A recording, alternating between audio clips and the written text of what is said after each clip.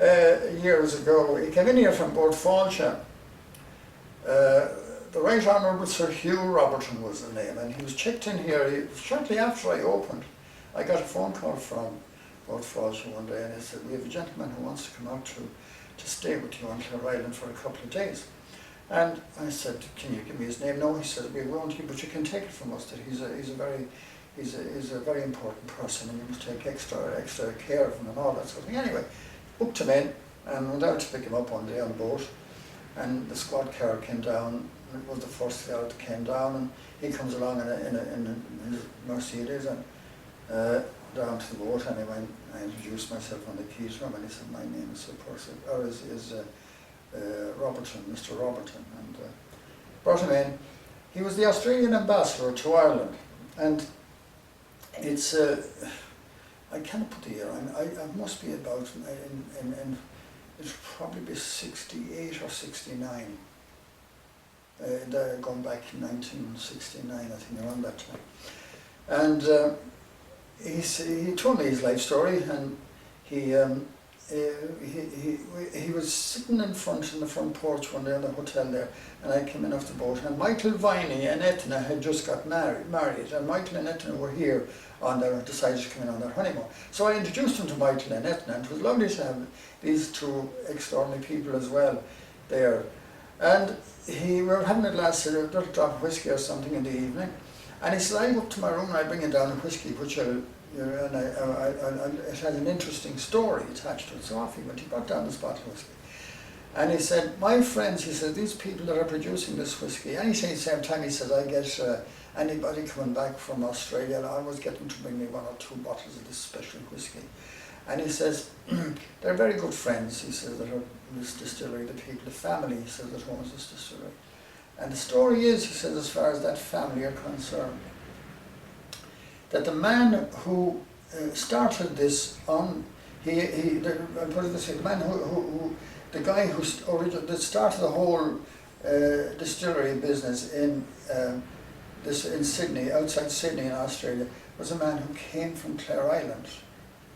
And I says, "You're joking," and he says, "Yes," he says, "he came from Clare Island in the 1840s. He went to Newcastle, and he worked in the docks in Newcastle as a stevedore.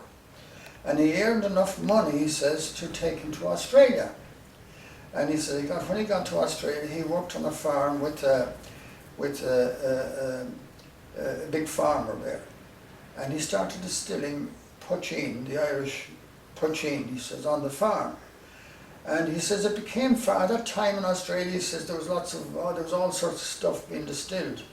And he said this particular brew became very famous. And he said the farmer set him up, and eventually he married into the farm. And he says that he continued on until the government, he got a license from the government to start producing whiskey.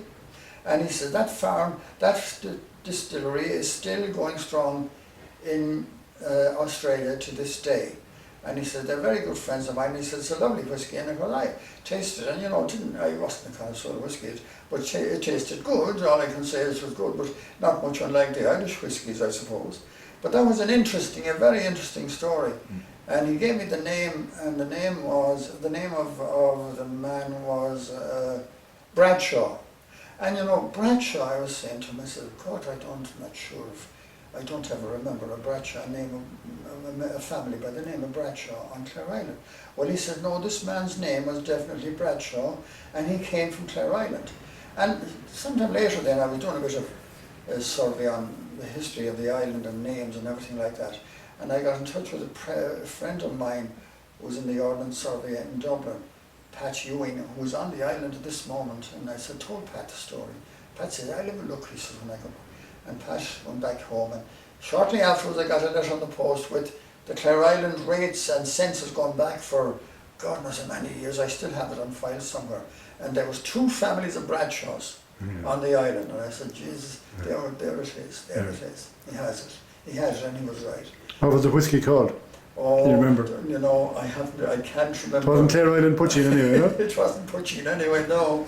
It wasn't Clare Island Puchin, but I know damn well if I got in touch with Michael Viney or at the moment, she'd remember the name, because I know that he probably gave it a name, but he said the family tree, he says, and it's still in the distillery from the Clare Island, Clare Island. but it's a small world. God, when you think about it.